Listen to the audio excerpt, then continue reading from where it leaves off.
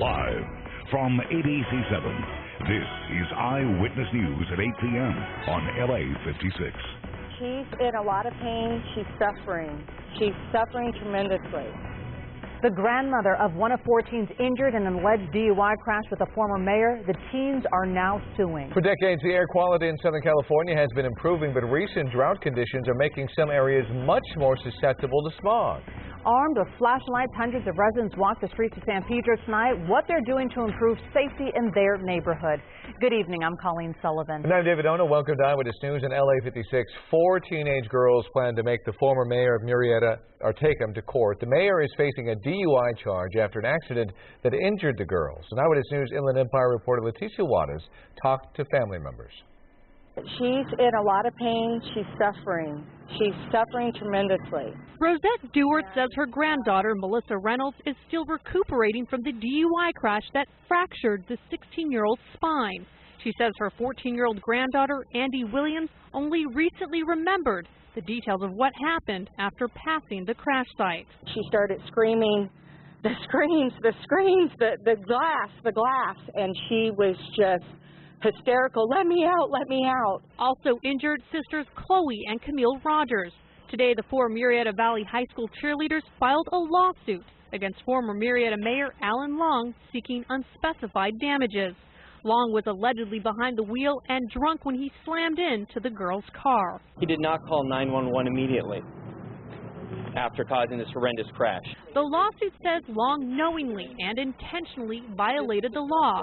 According to the Riverside County DA, Long's blood alcohol level was a .08, the legal limit. He's extremely lucky he didn't kill somebody. I think it's shameful to have been in the position that he holds, and he knows not to drink and drive. Long resigned from office following the crash, but continued his run for a city council seat, which he won. The girls' family say they believe the voters would have made a different choice if they had all the facts in the DUI crash. Long is due in court next month for his arraignment on felony DUI, which includes 4 enhancements for causing bodily injury.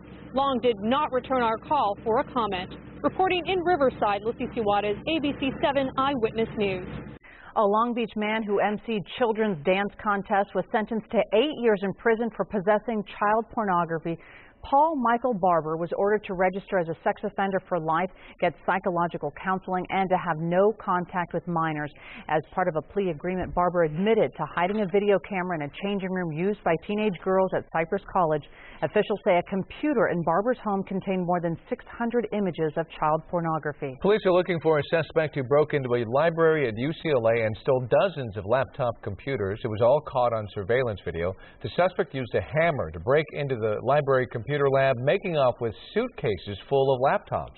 He took 55 13-inch MacBook Pro computers worth $33,000. It happened early Saturday morning at the Charles E. Young Research Library. Police believe he may be a student or staff at UCLA, given how well he knows the campus. Somebody had to know that location.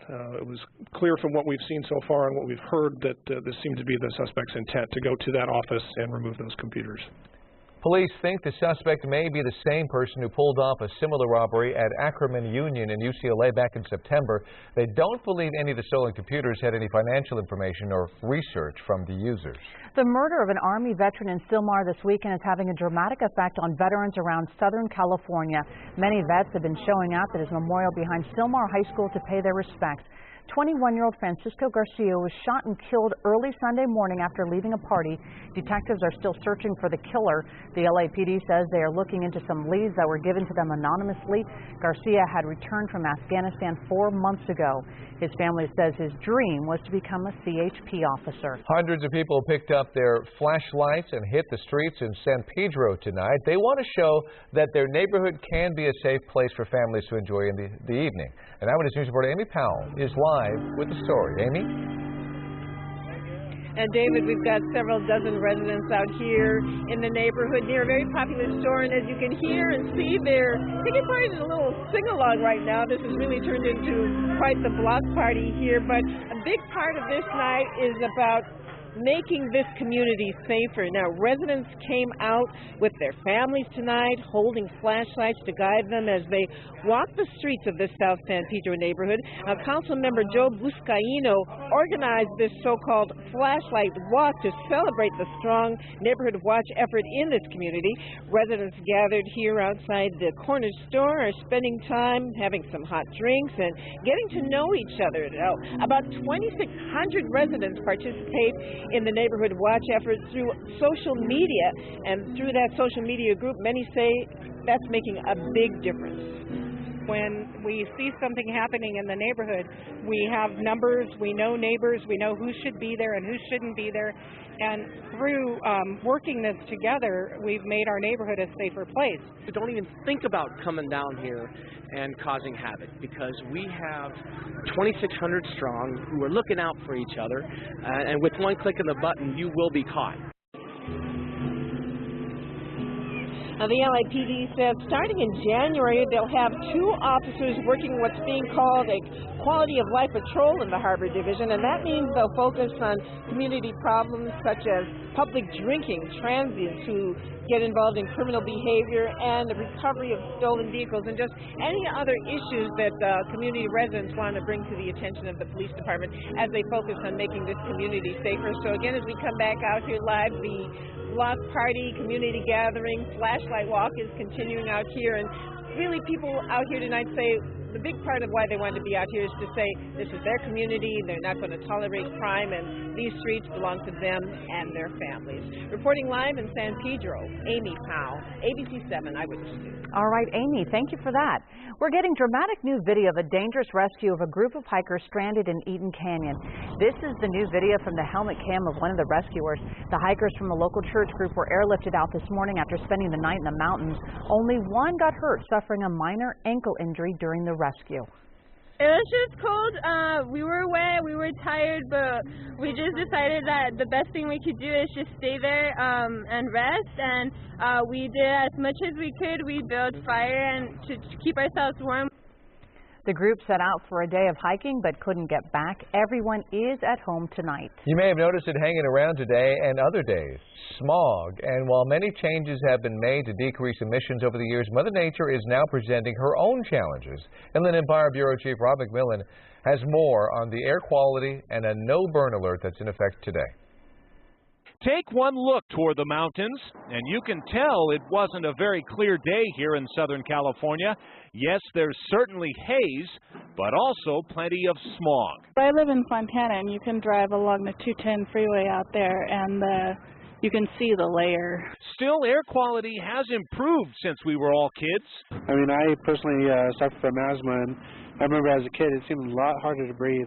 But now that things have been improving, it feels a lot better, actually. Just look at the ozone levels over the past few decades.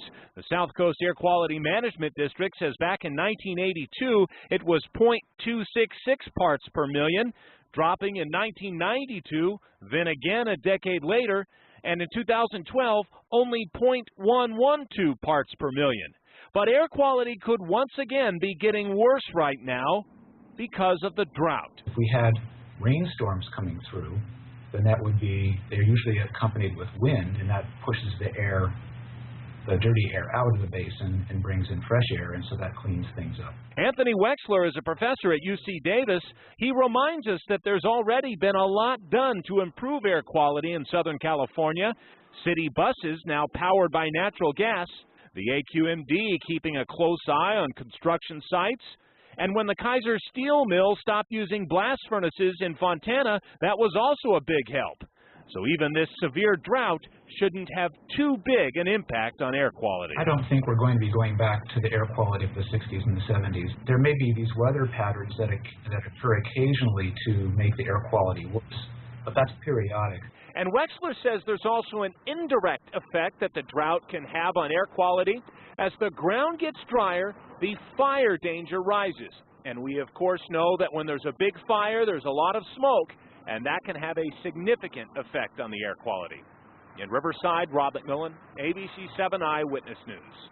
And of course, we want rain, but let's check in with meteorologist Jonathan Novak for our first look at the forecast and talk about what we're experiencing tonight and tomorrow. Yeah, Colleen, we'd love some rain. Live Mega Doppler 7000 HD not showing it right now. We actually do have a little in the forecast. In the meantime, what we've had, the low clouds returning with that onshore flow.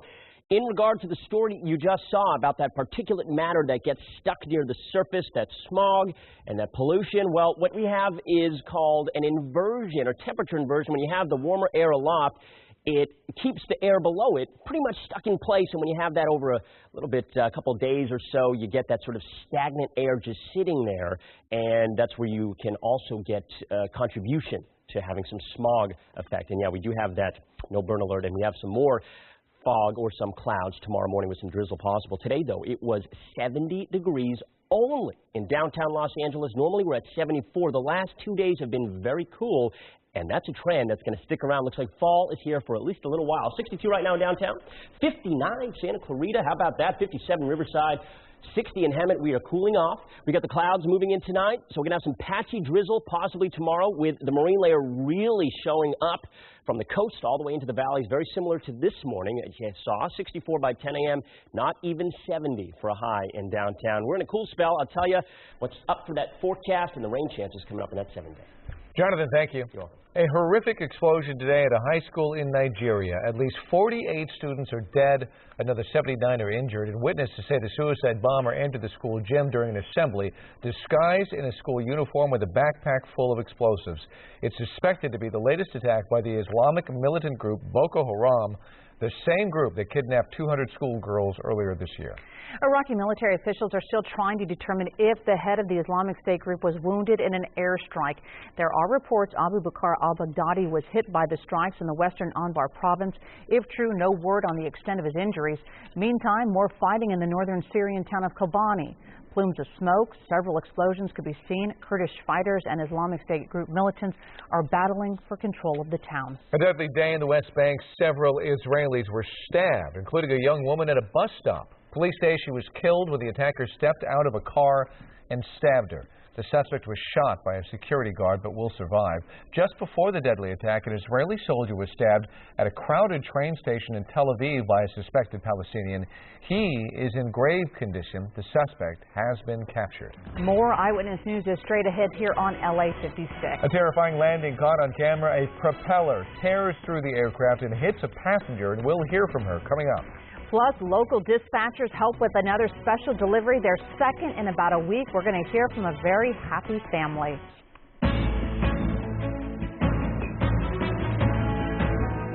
And ABC7 is saluting current and former members of the U.S. military for their service to our country. Veterans Day is tomorrow.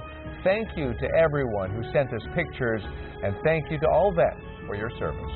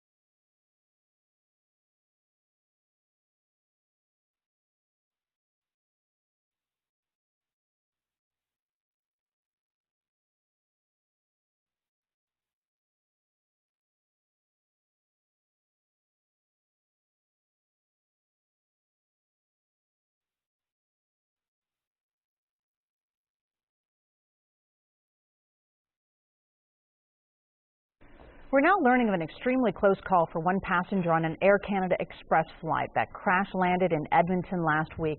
Take a look. That's where she was sitting. The plane blew a tire as it was taking off, and the landing gear collapsed as it made an emergency landing. 5 people were hurt, none of them seriously. But now it turns out that a propeller blade broke off during the landing, crashed through a window, and hit a woman in the head.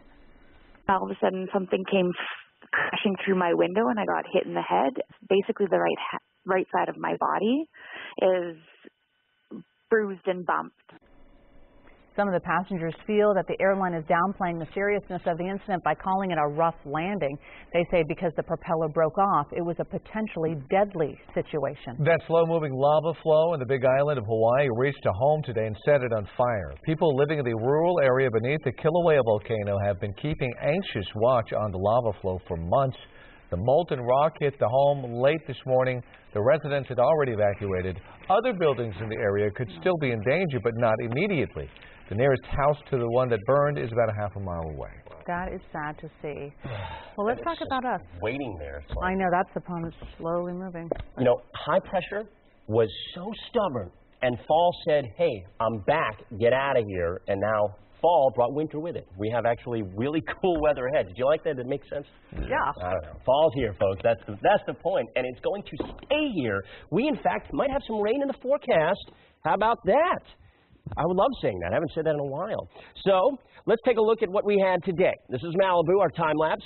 For about maybe 2 or 3 hours in the afternoon, some of the coastal areas actually saw some clear skies, but the clouds were really stubborn today. We have the onshore flow back as high pressure has weakened, and that offshore flow is out of the picture. Visible satellite imagery a little bit earlier today. You see all the clouds. This is around 11 a.m. to noon, and they were still hugging the coast and even into some of the inland areas. We put it into motion. Really stubborn. 3, 4 p.m. It started to clear, but the clouds are going to come back tonight. It is 57 right now in Riverside. Light winds. Humidity's up 84%. So we got the moisture in the air. We've got temperatures cooling off tonight. The clouds are going to roll back in overnight and into the morning hours. 62 in LA, 57 again in Riverside, but over to Hemet it is 59 and still 73 in Palm Springs. Not bad. 63 San Clemente. So the satellite image shows this high pressure was really arcing over the weekend. It was very strong. It has now weakened quite a bit. By the way, here's that big surge of cold air that's heading in to portions of the Plain States and into the Midwest, off to the east of us. But for us, we are not going to see that cold air. We're getting our cooler weather from an onshore flow that's moving in. It's already moved in, really, but it persists over the next several days. Watch this on the future rainfall, and it shows you the winds, this forecast model. Notice how they stay onshore Tuesday. This is Wednesday afternoon. And now watch up to the top of your screen. This is a cold front that's going to wash out just north of us, rain mainly to the north of us, but we could see enough energy move through early Thursday to squeeze out a light shower, chance about 20%. So we actually have a chance tomorrow morning with the marine layer in place to squeeze out some drizzle. That's tomorrow morning. And then we'll only warm up to 69 in LA, late clearing. The coast, you'll be lucky to see some sun tomorrow. And then the IE, you should see some sunshine in the afternoon. 71 Riverside, 70 Lake Elsinore. We'll have a drier day on Wednesday. It'll be a little bit nicer. And then Thursday, there's that front. Just a little bit of energy could kick up a little shower or drizzle on Thursday, especially early on. High only around 70. In fact, for the most part, you can count on about 70 degrees, give or take, through that 7-day forecast for LA Metro and Orange County. Valley's IE about the same, all right? So about 70, give or take, 69 the next 2 days. We're at 70 on Thursday, a little bit of drizzle possible tomorrow morning and Thursday early on. The weekend's looking fantastic. We start warming back up here, mid to upper 70s. The mountains, you're around 61 tomorrow, upper 50s, cold mornings in the upper 20s, lower 30s the next few days. Coastal slopes could see some cloud cover and maybe a little drizzle. And also the high desert, actually, we're going to keep it just breezy, dry. Temperatures around 71. And in the weekend, looking about the same too. Not bad for you guys. All right, we'll have more weather coming up in a few minutes. Back to you guys next. All right, Jonathan, thank you. Travelers heading to LAX may need more time to get there. Starting tonight, westbound Century Boulevard is being closed between Aviation Boulevard and Blanca Avenue. The closure will be from 9 p.m. to 6 a.m. every weeknight through November 21st. Work is being done on the Aviation Century station for the Crenshaw LAX light rail line. Eastbound Century will remain open, although some lanes may be blocked. For the second time in less than a week, a dispatcher helps an Orange County father deliver his own baby. Eyewitness News Orange County Bureau Chief Eileen Ferrer spoke with the family and has the 911 recording. Lori holds her newborn, Madeline, the little girl's father, Patrick, by her side.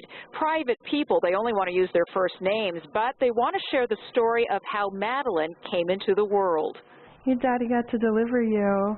Lori started feeling contractions Sunday night at their home in Trabuco Canyon. Planned on natural birth, and I had joked about, like, maybe we'll have her at home. I kept thinking the whole time, you know, we're going to have a quick delivery. And I didn't actually think it would be that quick. So quick, Patrick had to call 911. Fire emergency? Yes, I'm at Trabuco Canyon, and we are having a baby in wagon wheel. Okay, paramedics are on the way. Okay, and how far along is she? Her due date was yesterday. Her due date was yesterday? Okay. She's crowning now. Orange County Fire Authority dispatcher Colette Whitlock. Okay, you just want to apply gentle pressure to keep the baby from popping out too fast. If she's starting to push, once the head's out, let me know, okay? Okay, I can feel the baby again. There's another contraction. She's wanting to push. Okay. The baby just wants to come out. At the same time, Patrick had to calm their 2-year-old daughter, Kaylee. We just kept saying, you know, your baby sister's coming. We're getting a gift tonight. Are you excited? And she's like, yeah. 50 minutes after the first contraction, Madeline had arrived. Is the baby crying now? She's kind of crying. Okay, wipe the baby's mouth again. Are the paramedics inside with you? Yes, they are. Okay. Congratulations. It's the second time in less than a week that an Orange County Fire Authority dispatcher has helped a father deliver his own baby. Last week, John and Serena Jordan, their 5-year-old by their side, with the guidance of the dispatcher, helped deliver their baby girl, Amelin, who arrived 2 weeks earlier than planned. Patrick and Lori sharing that same joy and relief. Glad he was there. In Laguna Hills, Eileen Frere, ABC7 Eyewitness News. Oh, my goodness. A whole family effort there. Oh, my What a great experience. Wow. Well, we are learning new details on Joan Rivers' death. Still to come on Eyewitness News, find out what workers did while Rivers was under anesthesia. And later, the Department of Veterans Affairs is making some big changes to make sure vets get the health care they need, and we will look at the potential impact.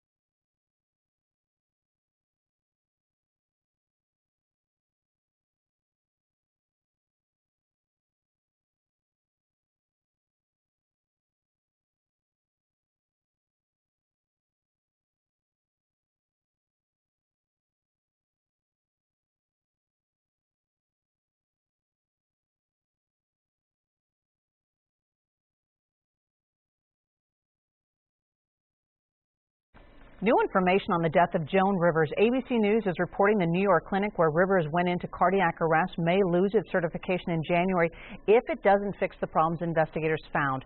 The information comes from a federal report. That report found workers at Yorkville Endoscopy photographed Rivers with a cell phone while she was sedated, improperly documented how much propofol was used, and failed to identify deteriorating vital signs and provide timely intervention. Rivers was undergoing a procedure to treat voice changes and acid reflux when she went into cardiac arrest and died a week later from low blood oxygen. The clinic says it has been cooperating with regulatory agencies. Justin Bieber is on track to resolve a vandalism case. That's according to his attorney, who appeared in a Los Angeles court today. Bieber did not attend the court hearing. Attorney Sean Hawley told the judge Bieber will complete community service and anger management treatments in time to appear in court February 10th. The probation stems from an incident early this year when the singer threw eggs at a neighbor's home. Bieber was ordered to do service, pay nearly $81,000 to repair his neighbor's home. A new Whitney Houston album is out today. It comes more than 2 years after Houston's death, and it's her first live album. Whitney Houston Live, her greatest performances, features performances from her entire career from 1983 to 2009. The album also available as a DVD with video from her several award shows and talk show appearances. Whitney's sister Pat Houston also says more posthumous releases may be coming, including an acoustic album tentatively titled Whitney Unplugged. We are updating the evening's top stories next at 8:30. Plus, the investigation into the tragic accidental death of a baby gorilla at the San Francisco Zoo. What we're learning today. And a new mother delivers a baby and then heart stops beating for almost an hour. Today, she's holding her baby girl and thanking the people who didn't give up. The incredible story when Eyewitness News continues.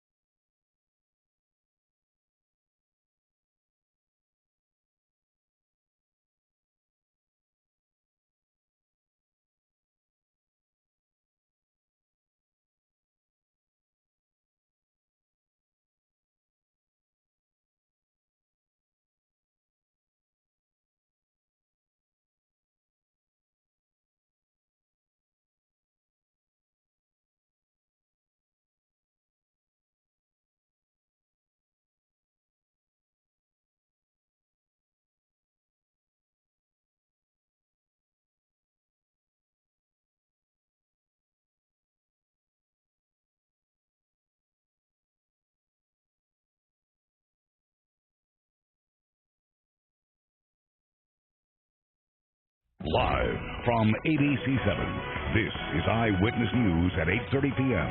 on LA56. Our top story at 8:30, a lawsuit was filed today against the former mayor of Murrieta. I'm David Ono. And I'm Colleen Sullivan. This is Eyewitness News at 8:30 on LA56. Alan Long was allegedly drunk when his pickup truck rear-ended another vehicle last month, injuring 4 high school cheerleaders. The 44-year-old, who works as an Anaheim Fire Department battalion chief, resigned as mayor last month. He was later charged with felony drunken driving, but elected to the city council on November 4th.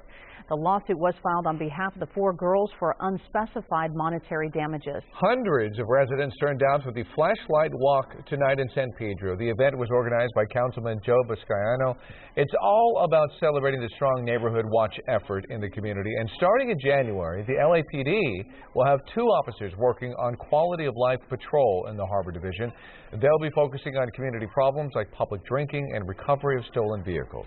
A major reorganization in the Department of Veterans Affairs. Its healthcare system has been plagued by scandals, including long waits for medical care and accusations of patients dying before they could be treated.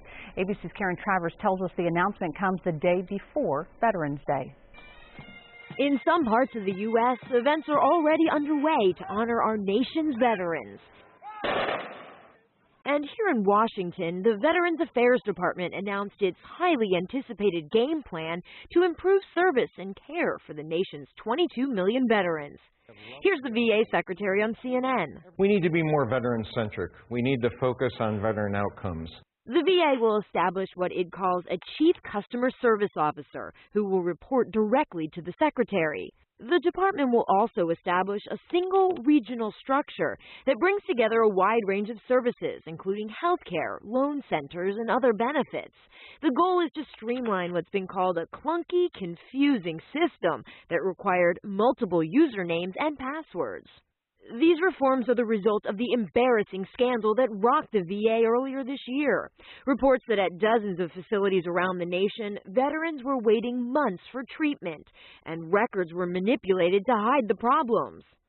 A whistleblower even came forward to say that at the VA hospital in Phoenix, Arizona, some veterans may have died while awaiting care. McDonald was previously the CEO of Procter & Gamble. He's also a graduate of West Point and served 5 years in the Army. This is very personal. I have a lot of folks that I served with that I am really want to take care of in the very best way I can. The VA says its goal is to have this reorganization completed within a year. Karen Travers, ABC News, Washington. And we will have a full day of coverage planned for Veterans Day tomorrow. Some of our stories include promising treatments for vets with PTSD and how a Hollywood star dedicates his time to helping vets and their families. The TSA is expanding its free pre-check screening program to students of 4 U.S. service academies, and they include students at the U.S. Military Academy, Naval Academy, Coast Guard Academy, and Air Force Academy. Last year, the TSA extended pre-check benefits to all U.S. Armed Forces service members, including those serving in the U.S. Coast Guard, Reserves, and National Guard. 11 airlines at more than 120 airports participate in the program, including our local airports. President Obama is in China as part of a major Asia tour over the next week. The president just wrapped up a busy day in Beijing. He attended the Asia-Pacific Cooperation Summit, or APEC. There, he highlighted the region's economic growth. Mr. Obama also stressed the United States' security and prosperity is tied to Asia. The president then changed into traditional Chinese attire and attended the APEC dinner. He met with world leaders and business people from along the Pacific Rim. There, they were treated to quite a show, which included dancing and an extravagant fireworks show. In the meantime, President Obama is addressing the issue of net neutrality. Currently, Internet service providers are lobbying the FCC to allow fast lane services where certain websites would work faster after paying a fee to the ISP. Several large websites, including Google and Reddit, oppose the plan, including the president. He's urging the FCC to keep the Internet free and open. They should make it clear that whether you use a computer, phone, or tablet, Internet providers have a legal obligation not to block or limit your access to a website. If the FCC approves the president's recommendations, the Internet would be regulated like other utilities such as electricity, water, and telephone service. Republicans are denouncing the president's position, saying it will kill jobs. Officials say they have the grounds to prosecute a Southern California woman who said she scalded her hand with McDonald's coffee. Selena Edwards of Victorville claims she received second-degree burns last year when a lid came loose on a drive-through cup of coffee. Prosecutors say her claim included phony documents and photos copied from a hospital website. Edwards was arrested for fraud and is now out on bail. Her preliminary hearing today was continued until December 18th. Really sad story here out of the San Francisco Zoo, where a baby gorilla was killed by a hydraulic door. The gorilla, named Kubibe, seen here in earlier video, was just 15 months old. According to zoo officials, animals were being moved from their exhibits to their nighttime enclosures Friday when the gorilla suddenly darted under the door and was crushed. They say the hydraulic door has a manual off switch, but workers did not get to it in time to save the gorilla. An animal rights group says such accidents can be prevented if power doors are required to have sensors or other mechanisms that will stop them if they come into contact with an object. Yeah, very sad. Well, an incredible story out of Florida. A woman just given birth by C-section when she loses consciousness. Then her heart stops beating for 45 minutes. The mother said she never knew she died and that at some point when medical staff were working to bring her back to life, she somehow knew she would make it. Doctors and nurses at Boca Raton Regional Hospital are calling a mother's recovery a miracle. This video shot by the Sun Sentinel shows Ruby Grapero Casimiro and her healthy baby girl together, a scene that nearly didn't happen. On September 23rd, the 40-year-old Florida woman had her daughter during a routine C-section, but there were complications. Suddenly I got called overhead. They said, Dr. Fleischer's straight to the OR. And I rushed up, and as soon as I got there, she was already intubated, and most of the team had already arrived assessing the situation. Ruby's heart stopped for 45 minutes. Medical staff worked on her for 3 hours. The family was called in to say their goodbyes. We were all holding hands and praying, and one of the nurses came out of the OR and said, "Don't stop praying, her heart has started to beat on its own." I remember feeling a force telling me you're not coming here. This is not your time. You know, you're not supposed to be here. You're going to wait a while, but you're not staying here. I really didn't know I died, by the way. I had no clue. That's why when I woke up, to me, no time had passed. I saw my whole family, but when I started seeing my family from Miami, I was like, oh, something must have gone wrong. Like, why is she here? Like, my aunts, and I was like, I was like, wow, this is weird. I talked to her. She said she wasn't going to see me till Saturday. It was a miracle. God was there. God showed up and answered prayer. Again, the video and interviews were provided by the Sun Sentinel. Medical officials are calling her survival a double miracle because she has no brain damage despite going for so long without a pulse. Sure, that is It's incredible. Unbelievable. It's a miracle. Yeah. I mean, really. Just so. It's your chance to see a remarkable collection of African-American art. And that collection belongs to Bill Cosby and his wife, and it's now on display. We're going to show you where up next. Plus, a big bumbling visitor turned some heads in one local neighborhood, and we'll show you where and what he was able to get. Plus, it was really cool today. We had the clouds out. How long does this fall weather stick around? Details coming up in the 7-minute forecast.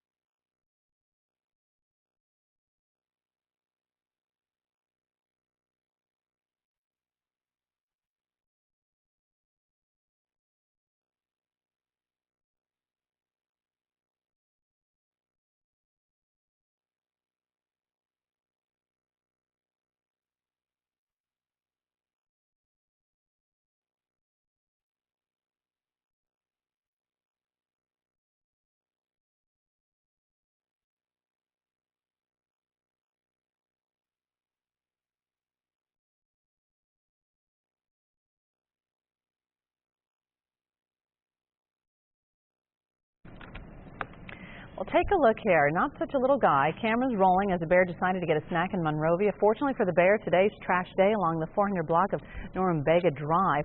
The bear ate leisurely, going through trash cans, and at some point found what looks like a smoothie to wash down the tasty trash. The bear eventually moved on, probably headed back to the woods. Hello, and he just kind of sits there. Chill. You know? Yeah. Looks around. Not a care in the world. Just He's got the program down, though. He's clearly eaten a lot. Yeah, he's a big boy. Yeah.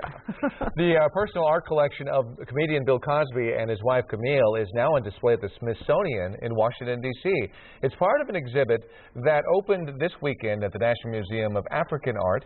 More than 60 rarely seen African American artworks owned by the couple are on display. Cosby and his wife say they wanted to expose their children and grandchildren to positive images of African Americans. I'd go by and I'd look and I'd pull them out and I'd put them on the wall of the Chet and Cade show. And I also put some in our home. The artwork will be on display through early 2016. The comedian and his wife began collecting the pieces as newlyweds back in 1967. Beautiful. Yeah. Well, more news straight ahead here on LA56. Up next, we will take you to a throwback of sorts. As Descanso Gardens opens a new area, how the animals are showing their appreciation. Plus, a big celebration in Orange County today. We were there for the opening of the first USO Center since World War II.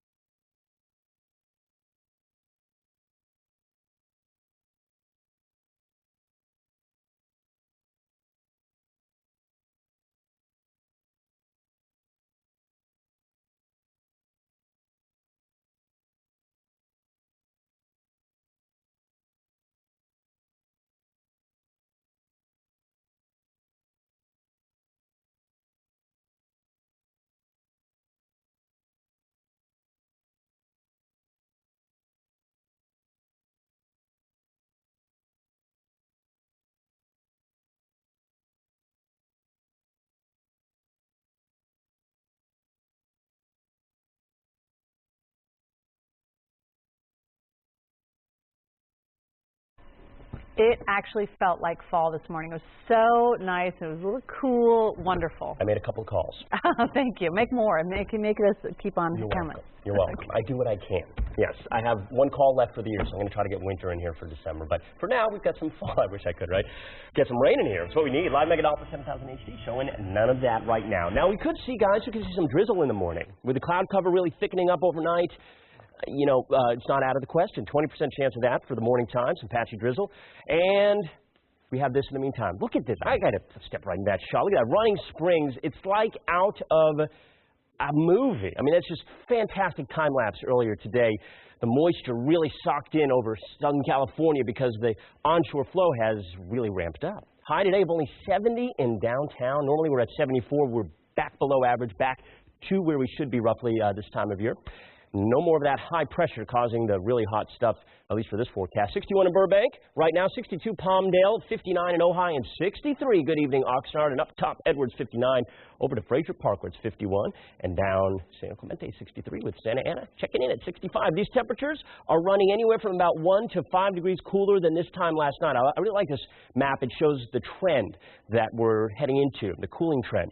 So we're going to be seeing these types of temperatures for quite a bit through most of the forecast. Now, the real cold stuff is well to the north and east of us. We have the polar vortex really showing up as we go into the next few days. Cold weather dipping down into much of the country. But for us, high pressure that was giving us hot weather through the weekend or most of the weekend is really been knocked down as we see this trough of low pressure off to the west weakening it. And that's giving us an onshore flow, and that gives us that marine layer. It gives us the chance for some drizzle. It gives us the cooler weather for most of the week. Here we go, coming in from tonight in through tomorrow. You see that high really flatten out. This is Tuesday in the afternoon. That onshore flow is still in effect. What I want you to notice is late Wednesday, right here, this system will drag a front early Thursday through most of the state. It's not a strong front. You can kind of make out that line of energy right there. This is Thursday afternoon.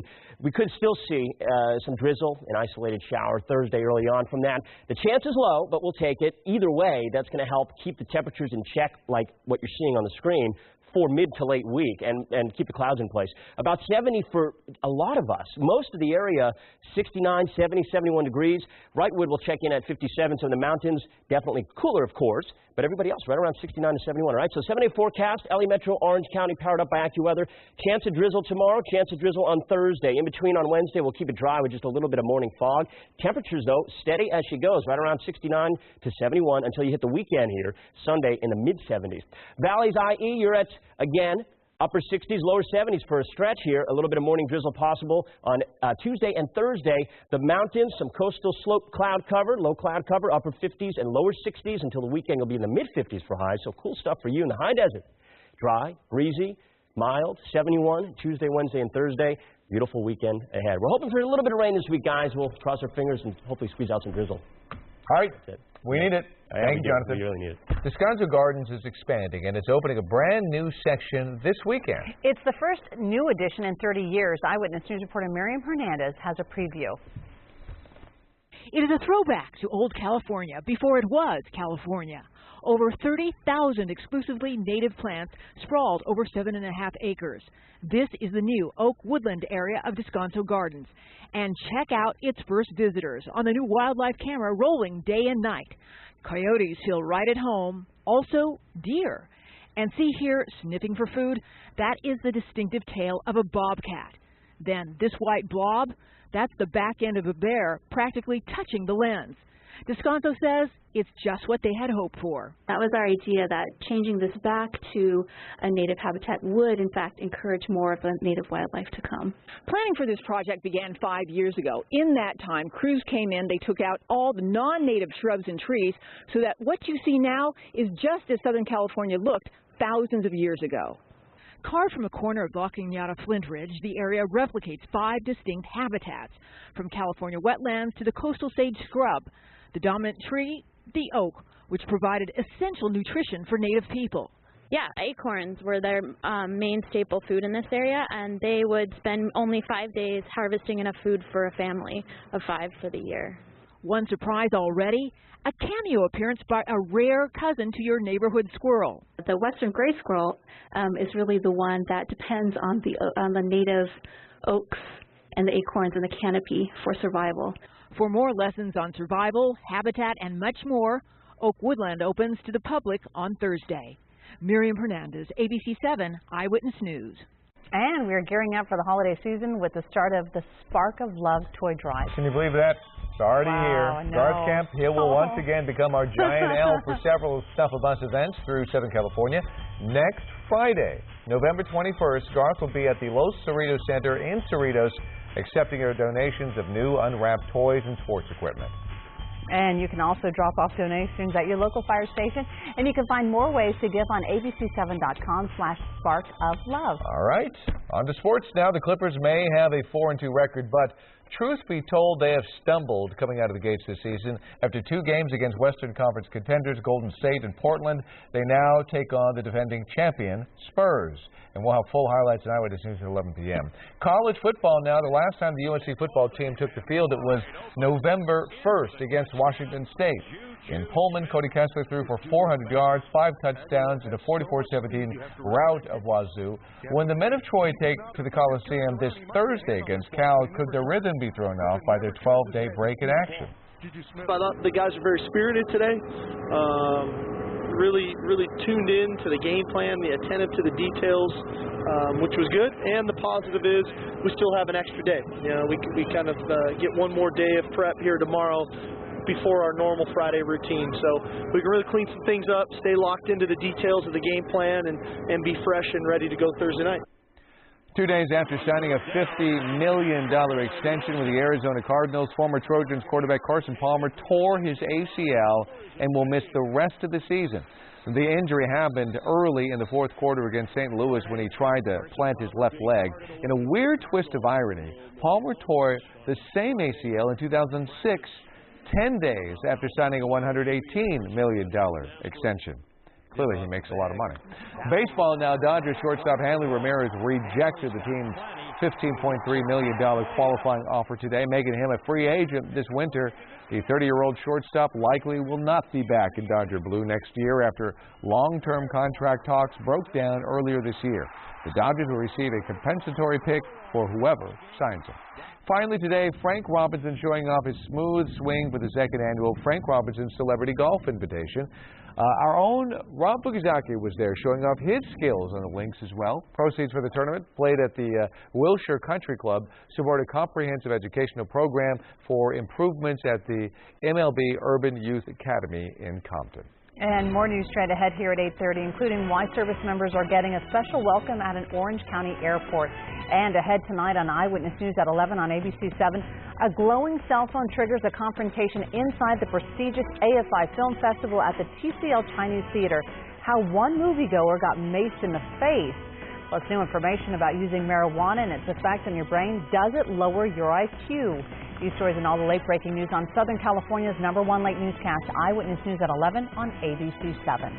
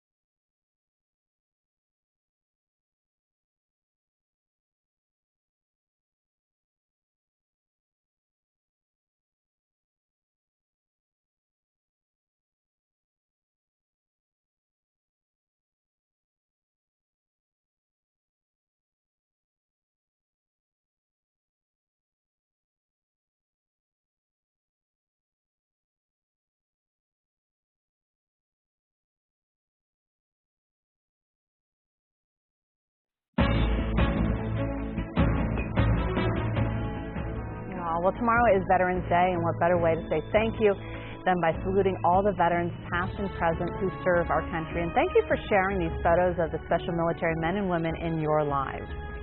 And on the eve of Veterans Day, First Lady Michelle Obama addressed military families with Disney character Doc McStuffins by her side. Doc McStuffins was there in Washington, D.C. for a special screening of her show in honor of the holiday. The episode looks at emotions children face when a family member is deployed. The public will be able to watch the Veterans Day show tomorrow on the Disney Channel. Disney is the parent company of ABC7. Servicemen and women will get an extra special welcome at John Wayne Airport. The first USO center in Orange County since World War II is up and running. Eyewitness News Orange County reporter Greg Lee was on hand for the dedication. Plenty of fanfare at John Wayne Airport. Officials cutting the ribbon to the first USO center in Orange County since World War II. Orange County is an end destination for a lot of military personnel, and we're just excited to have a place for them to go when they're here.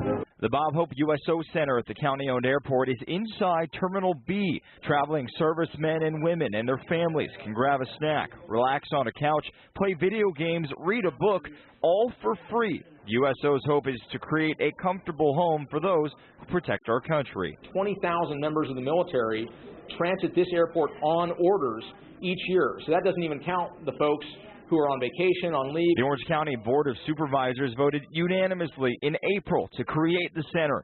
Donors came forward to design, build, and furnish the space.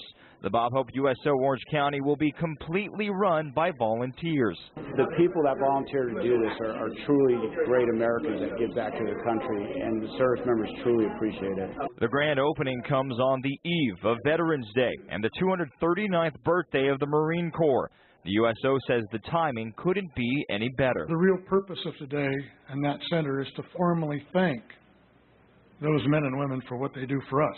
And the home of the brave. Reporting at John Wayne Airport, Greg Lee, ABC7 Eyewitness News.